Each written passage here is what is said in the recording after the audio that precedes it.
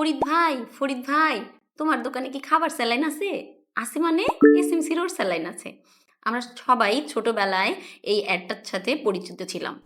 খাবার স্যালাইন নিয়ে আমাদের আগে টিভি চ্যানেলগুলোতে এরকম বিজ্ঞাপন দেখা যেত, কিন্তু এখন আর এগুলো দেখা যায় না। তার মানে কি এখন সবাই সচেতন হয়ে গেছে? মোটেই না। ডায়রিয়া বা কলেরা রোগের একমাত্র চিকিৎসা হচ্ছে ওর স্যালাইন, খাবার স্যালাইন। এটা যদি আমরা বানানোর নিয়মটা জানি এবং কখন থেকে কতটুক করে দিতে হবে এটা যদি জানি, তাহলে অনেক ক্ষেত্রেই কলেরা বা ডায়রিয়াতে যে মৃত্যু হয় এটা প্রতিরোধ করা সম্ভব।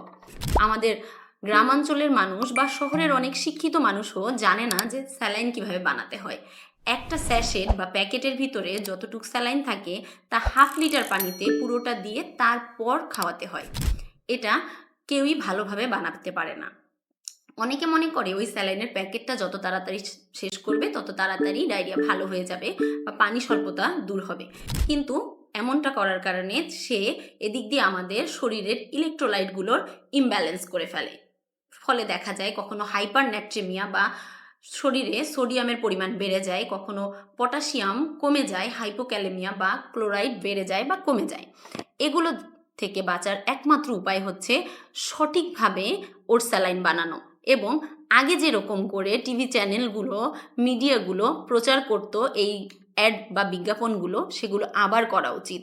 এখনও শিক্ষার হার অনেক কম, এখনও মানুষ সচেতন না। তাই কলেরা বা ডায়রিয়াতে মৃত্যুহার কমাতে হলে আগে জানতে হবে কিভাবে স্যালাইন বানাতে হয়।